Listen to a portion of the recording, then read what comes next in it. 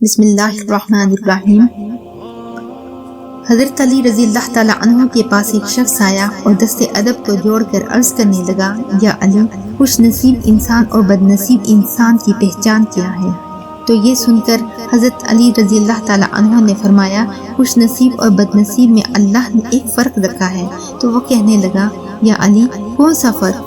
حضرت علی رضی اللہ تعالیٰ عنہ نے فرمایا، خوش نصیب انسان زندگی کی حقیقت کو سمجھ جاتا ہے اور بد نصیب انسان مرتے دم تک بھی نہیں سمجھتا۔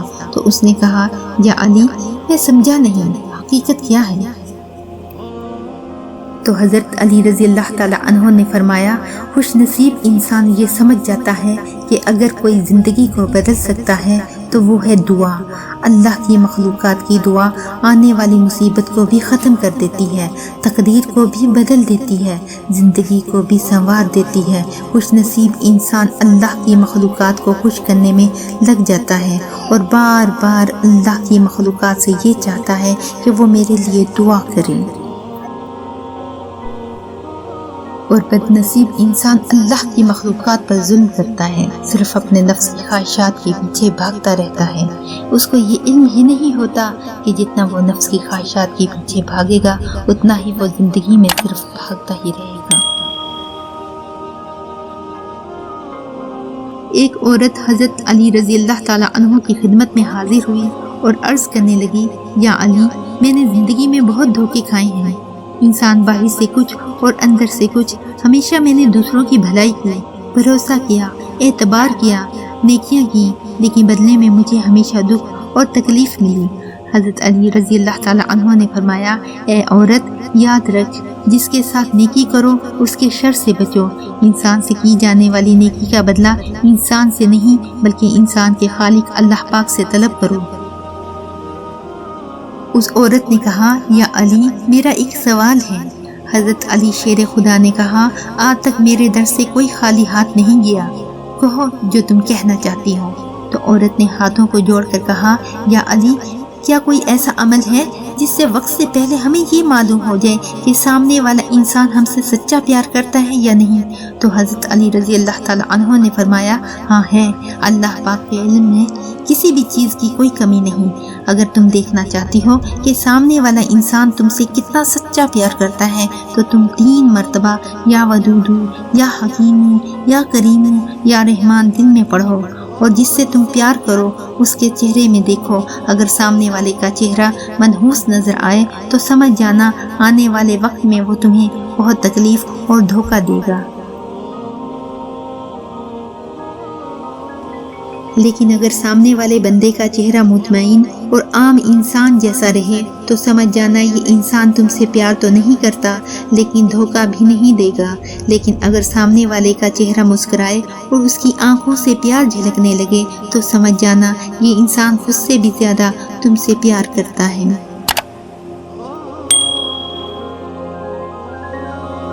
حضرت علی رضی اللہ تعالیٰ عنہ کی خدمت میں ایک شخص آیا اور عرض کی، یا علی، رمضان میں وہ کون سا انسان ہے جو روزہ بھی رکھے لیکن نہ اس کا روزہ قبول ہو، نہ اس کی کوئی نیکی قبول ہو، اور مسلسل اس پر اللہ کی لعنت برستی ہو؟ تو حضرت علی رضی اللہ تعالیٰ عنہ نے فرمایا، اے شخص، وہ انسان وہ ہے جو رمضان کے مہینے میں روزہ رکھ کر 2 کام انجام دیتا ہو۔ تو اس شخص نے پوچھا، یا علی، وہ 2 کام کون سے ہیں؟ تو حضرت علی رضی اللہ تعالیٰ عنہ نے فرمایا، پہلا کام وہ روزے میں جھوٹ بولتا ہو، اور دوسرا کام وہ زمانے میں بے حیائی اور بدکاری پھیلاتا ہو۔ یاد رکھنا، رمضان کے مہینے میں جو انسان بے حیائی پھیلاتا ہے، جھوٹ بولتا ہے، تو اللہ تعالیٰ کی لعنت اس پر مسلسل برستی رہتی ہے، اور یوں نہ اس کا روزہ قبول ہوتا ہے اور نہ ہی وہ رمضان کے مہینے میں اللہ کی رحمت کے قریب آتا ہے۔ حضرت علی رضی اللہ تعالیٰ عنہ مسجد کی طرف جا رہے تھے۔ آپ نے دیکھا ایک شخص اپنی بیوی پر غصہ کر رہا تھا، اس کا مذاق اڑا رہا تھا، اس کو گالیاں دے رہا تھا۔ جب حضرت علی رضی اللہ تعالیٰ عنہ نے سنا اور قریب جا کر فرمایا، اے اللہ کے بندے، میں نے اللہ کے رسول سے سنا ہے جو انسان اپنی بیوی کی عزت نہیں کرتا، اس کے لیے تلخ الفاظ کہتا ہے، اس کی تذلیل کرتا ہے، اللہ اس انسان کے لیے رزق کے راستے تنگ کر دیتا ہے اور یوں اس انسان کی زندگی سے سکون، خوشحالی اور برکت چلی جاتی ہے۔ یاد رکھنا، بیوی کو گالی دینا ایسا ہے جیسے کوئی انسان رزق کو ٹھکرا دے، اپنی برکت کو ٹھکرا دے، اپنی خوشحالی کو ٹھکرا دے۔ میں نے اللہ کے رسول سے سنا ہے، جو مرد اپنی بیوی پر ظلم کرتا ہے، اس کی تذلیل کرتا ہے، تو روز محشر اس کے نامہ اعمال کھولنے سے پہلے وہ فرشتے جو انسان کے کندھوں پر بیٹھ کر ثواب و گناہ لکھتے ہیں، وہ اللہ سے پکار کر کہیں گے، اے اللہ، یہ وہی انسان ہے جو زندگی میں اپنی بیوی کی عزت نہیں کرتا تھا، اسی وجہ سے یہ زندگی میں بھی پریشان رہا اور آخرت میں بھی۔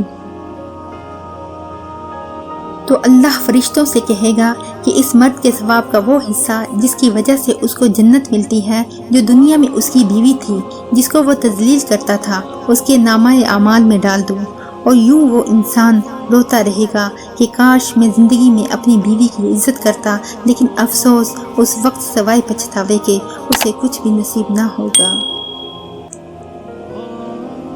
حضرت علی رضی اللہ تعالیٰ عنہ کے پاس ایک شخص آ کر کہنے لگا، یا علی، ہم اللہ سے کیا مانگے جس سوال میں دنیا اور آخرت کی ہر چیز ہو؟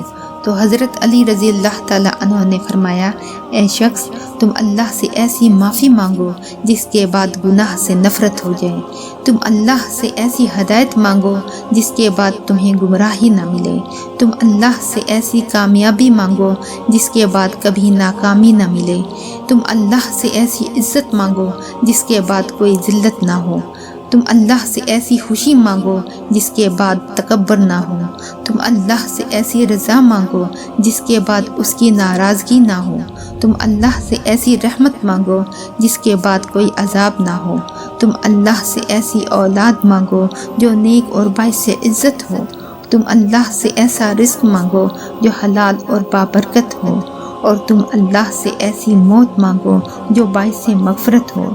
یاد رکھنا، جو انسان اس طرح سے دعا مانگے گا تو اللہ دنیا اور آخرت اس کے قدموں تلے جھکا دے گا۔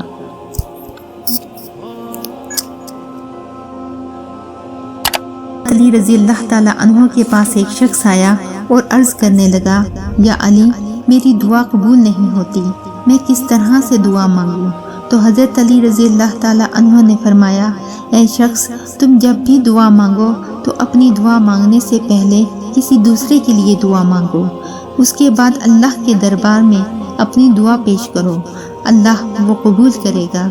اس نے کہا، یا علی، کیا اس سے بھی افضل کوئی اور طریقہ ہے جس سے دعا مانگی جائے وہ رد نہ ہو؟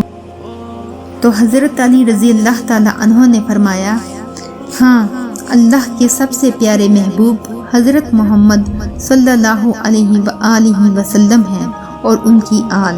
جب بھی دعا مانگو تو اپنی دعا سے پہلے اللہ کے محبوب کے لیے دعا مانگو کہ اے اللہ، تو اپنے محبوب پر رحمت نازل فرما، اس کی آل پر رحمت نازل فرما، تو اس کے بعد اپنی دعا مانگو تو اللہ کبھی تمہاری دعا رد نہیں کرے گا۔